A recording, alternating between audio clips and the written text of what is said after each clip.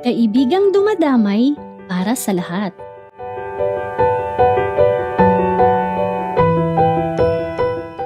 Ang mabuting balita ng Panginoon ayon kay San Marcos. Noong panahong iyon, may isang kitonging lumapit kay Jesus, nanikluhod at nagmakaawa. Kung ibig po ninyo'y mapapagaling ninyo ako. Nahabag si Jesus at hinipo siya, sabay ang wika, ibig ko, gumaling ka. Noon din nawala ang ketong at gumaling ang tao. Pinaalis siya agad ni Jesus matapos ang ganitong mahigpit na bilin. Huwag mong sasabihin ito kanino man. Sa halip ay pasuri ka sa saserdote. Pagkatapos, maghandog ka ayon sa iniutos ni Moises, upang patunayan sa mga tao na ikaw ay magaling na. Ngunit umalis siya at bagkos ipinamalita ang nangyari, ano pat hindi na hayagang makapasok ng bayan si Jesus.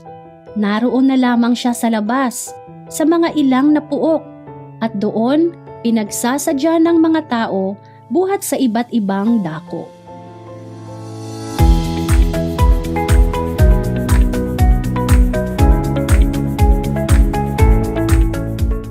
Mga bata, ang ketong ay isa sa mga karamdamang nakakahawa at hindi nalulunasan nung panahon ni Kuya Jesus. Dahil sa isang uri ng mikrobyo, ang mga taong mayroon nito ay nauubos ang laman. Nagkakaroon ng mga sugat na hindi gumagaling at nagkakaroon ng napakabahong amoy. Bukod dito, pinaniniwalaan noong panahon ni Kuya Jesus na ang sanhi ng pagkakaroon ng ketong ay ang kasalanan na minana niya sa kanyang magulang o mga ninuno. Dahil sa mga ito, itinuturing ang isang ketongin na marumi. Kaya sa unang pagbasa, mababasa natin ang mga ketongin ay dapat nasa kampamento at mamamahay mag-isa. Hiwalay sa mga komunidad at dapat na iwasan at huwag lalapitan ni numan. Sa ating kwento ngayon, isang ketongin ang lumapit kay Kuya Jesus upang hilingin sa kanyang pagalingin siya sa kanyang karamdaman. Naglakas loob siyang lumapit sa Panginoon at pakumbabang nagmakaawa sa kanya. Kung nais po ninyo, ako'y inyong mapapagaling at magagawang malinis. Hindi naman siya binigo ng Panginoon.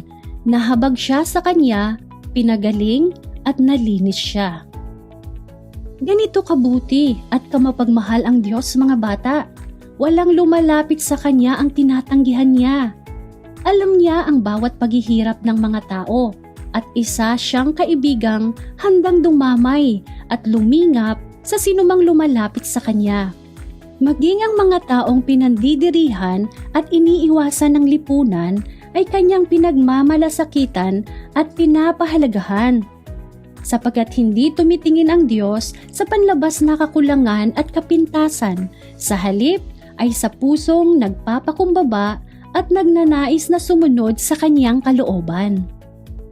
Bagamat ang sakit na ketong sa panahon natin ngayon, mga bata, ay nalulunasan na, may mga tao pa ring nahahalin tulad sa mga ketongin sa panahon ni Kuya Jesus na ating iniiwasan at takot nating lapitan. Ang kwento natin ngayon ay nag-aanyaya sa atin, mga bata, na gayahin ang katangian ni Kuya Jesus sa pagiging kaibigang maawain at dumadamay sa mga nangangailangan. Kaya naman, ang simbahan ay nagtuturo sa atin. Ang pagbibigay ng limos sa mga maralita ay isang patotoo ng pag-ibig sa kapwa. Isa ring gawain ng katarungan na kinalulugdan ng Diyos. Ang pagbibigay ng limos ay hindi lang sa paraan ng pagbibigay ng pera, mga bata. Bukod sa pagbibigay ng pera o pagkain, maaari din tayong magbigay ng limos sa pamamagitan ng pagpapakita ng pagpapahalaga at pag-unawa. Ibig sabihin, hindi natin sila itataboy, pagtatawanan o iiwasan o pandirihan. Kung paanong si Kuya Jesus ay hindi nagdalawang isip na kausapin at hawakan ang ketongin, inaasahan tayong tao nating pakikitunguhan at dadamayan ng mga kapatid nating nasa ganong kahirap na kalagayan. Sa ganitong paraan, tayo ay magiging mukha at mga kamay ni Kuya Jesus na lilingap sa kapwa nating naghihirap.